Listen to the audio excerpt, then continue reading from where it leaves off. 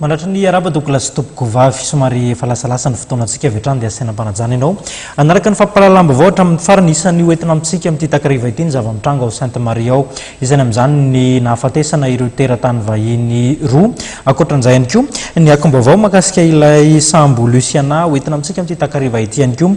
Ny lafim-baovao manodidina indrindra ny fanatanterahana ilay fanadinana izay ampidirana ireo mpiasa eo anivon'ny fahadiseranana ny lafim-baovao makasika ny fampandrosoana tontolo ambanivohitra ihany koa nazahoana akom-baovao izany.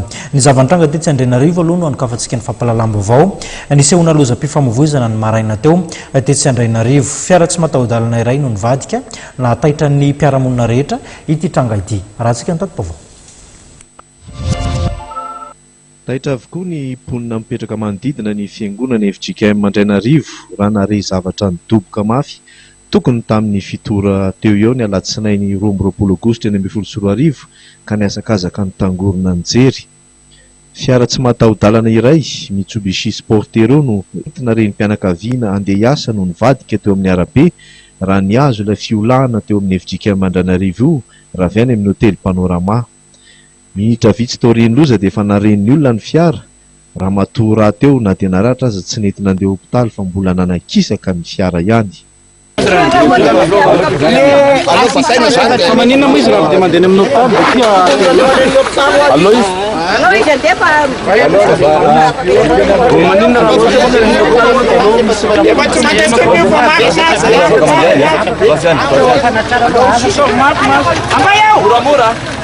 Fantatro mihitsy hoe inona mahazo anazy fa mandeha mora izy. Mandeha mora ve dia mivadika ohatrany io? Tonga dia io dia nahataitra anao hoe inona. Fa ahoana izany? Tena ataoko hoe amin'ny 50 km/h ngambany izy.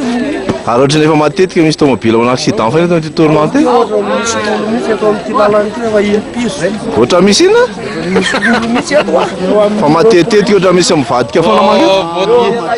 Vao 2 semaines zay nisy angana zao nisy nidona tamin'ny Ritambory. Vao anganao vina?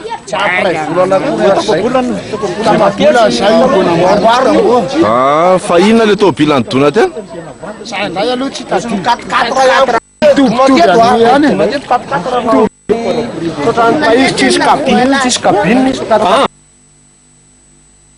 ity izao ilay tamboho voadonan'ny fiara tsy mataho-dalana hafa vao aingana ihany koa. Ohatra ny reny any tany miady reny sisa no fahita azy.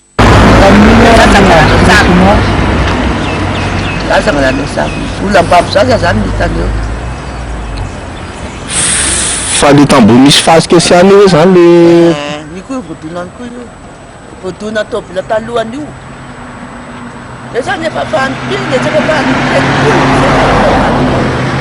fa le olona zany a tsisy maty tsisy makatra be fa ohatrohatr'izao.